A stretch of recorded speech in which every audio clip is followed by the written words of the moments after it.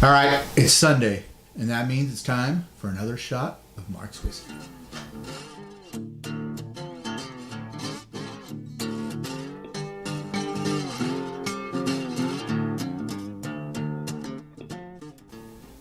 All right, this week, my wife saw this one here, Rebel Yell, and my first initial thought on this was that maybe Billy Idol might have started his own whiskey brand, but Scott says that that may not be true. I saw like a behind the music or something like that, an interview with him, and he said that he was touring in America and he saw a bottle of whiskey called Rebel Yell, and that's why he wrote the song. Okay, and so he liked the phrase "Rebel Yell" so much. It makes sense because with the Rebel Yell, she cried more, more, more. Mm-hmm. So basically, it's that song, and now it totally changes the meaning of that song. It basically says, "Yeah, he got her drunk, and that got her wild."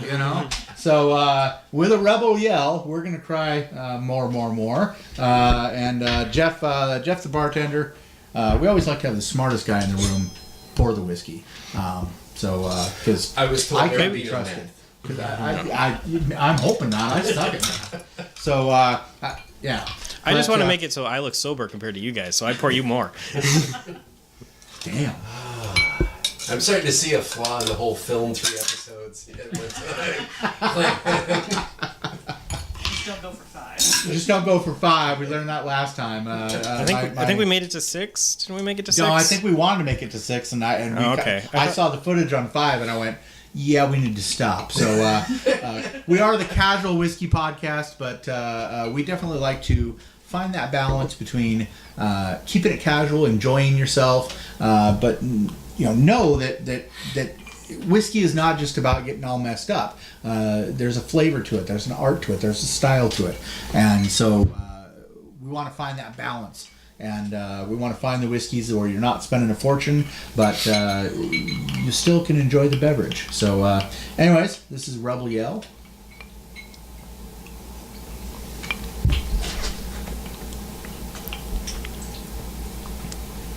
Well, you can definitely tell it's not as strong since we're down to 80.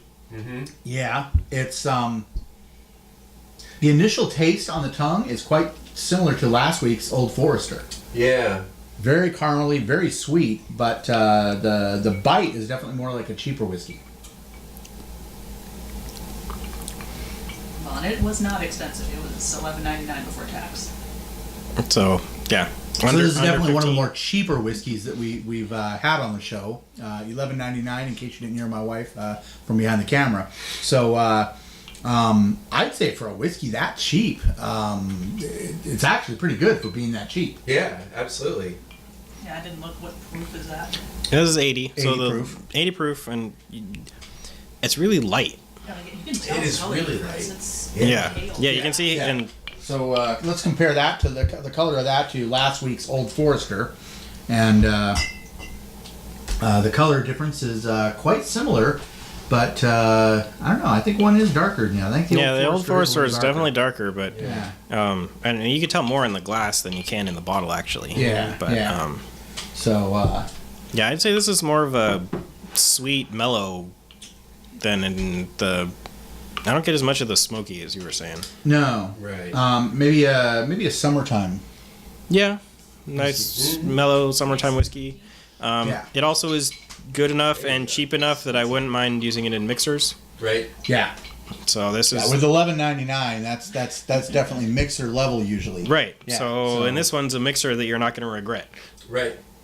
Yeah, I agree with that. Mm-hmm.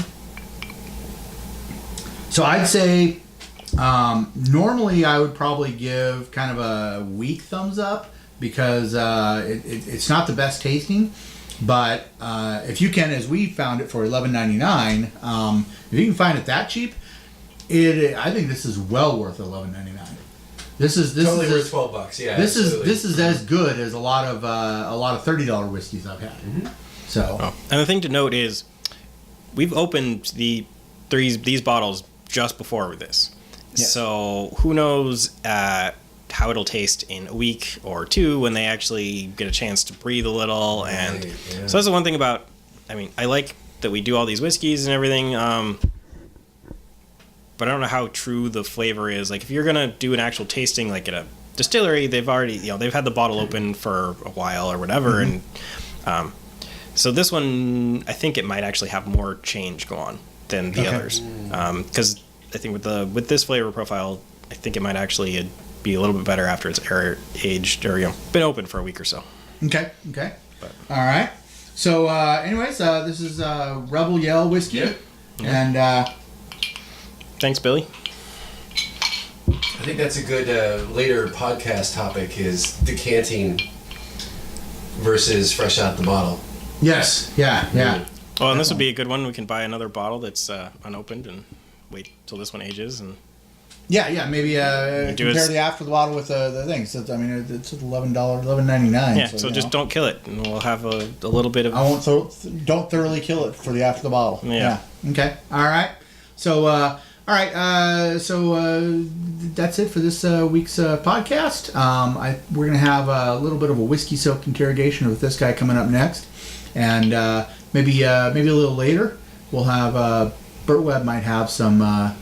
A little bit of the lighter side of whiskey. So,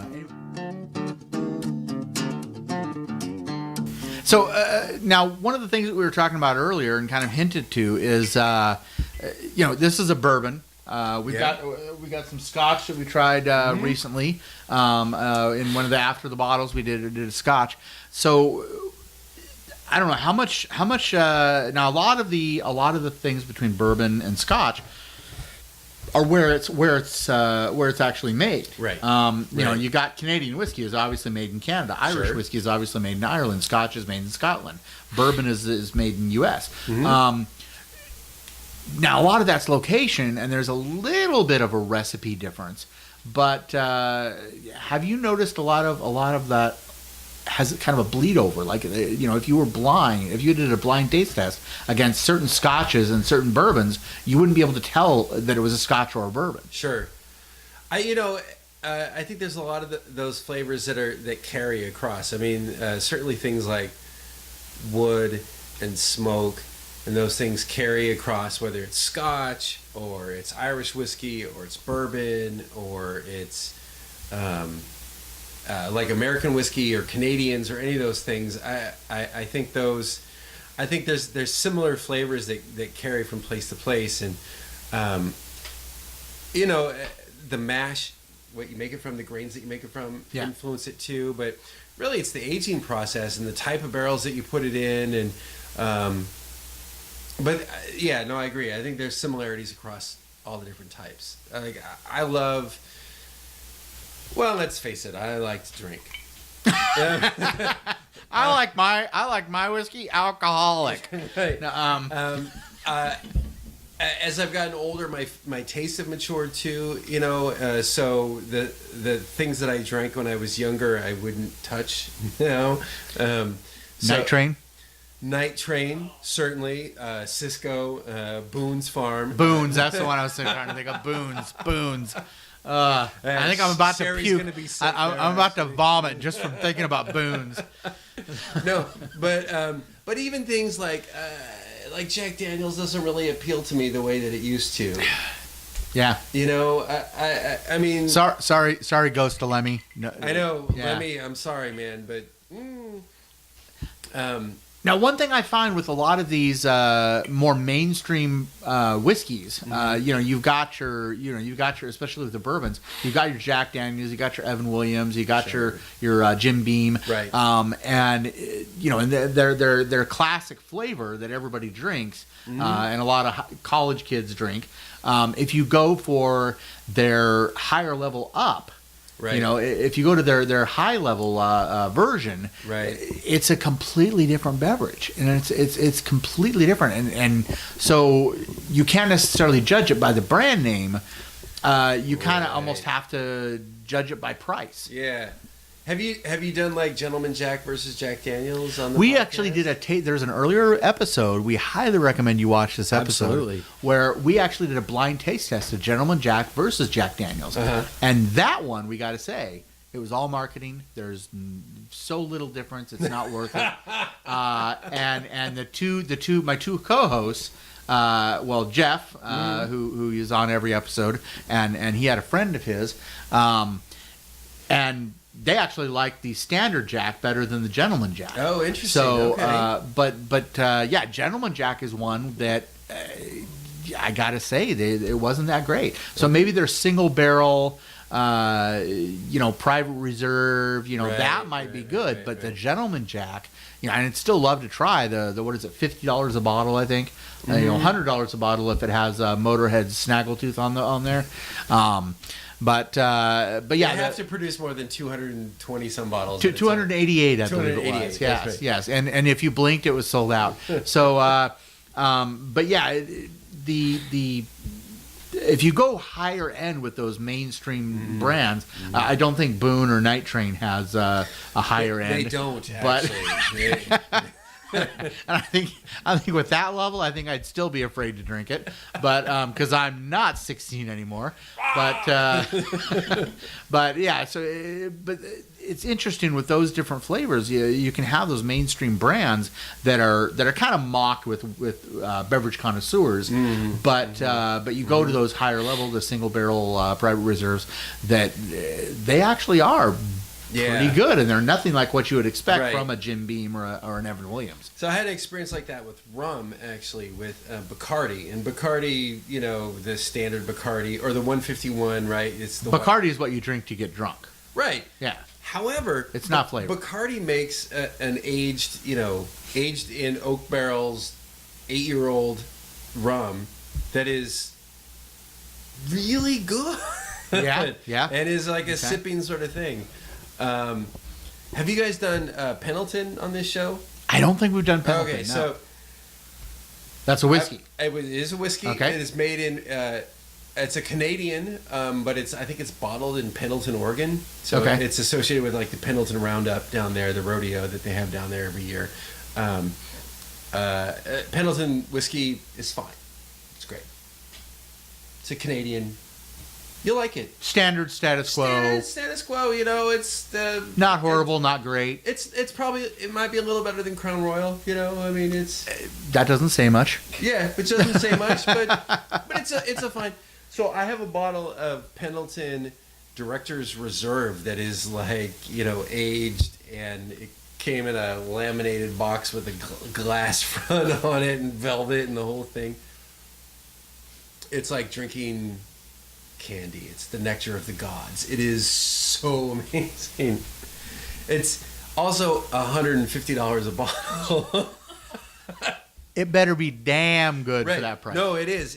And so my fiance and I, we were at this, so back when the Washington State still ran liquor stores, there's a place in Ballard that we went to, and there was a guy who was like the whiskey nerd that worked there, and he knew like every bottle, and he could tell us all the different characteristics of it, and he talked this bottle up, and he sold it really well, and so we bought it, and it was amazing, and we drank it embarrassingly fast. Like we went through that bottle in a week, and then we said, "Oh my God, we spent $150 on a bottle of whiskey," and we drank it in a week. I can't believe that we did that.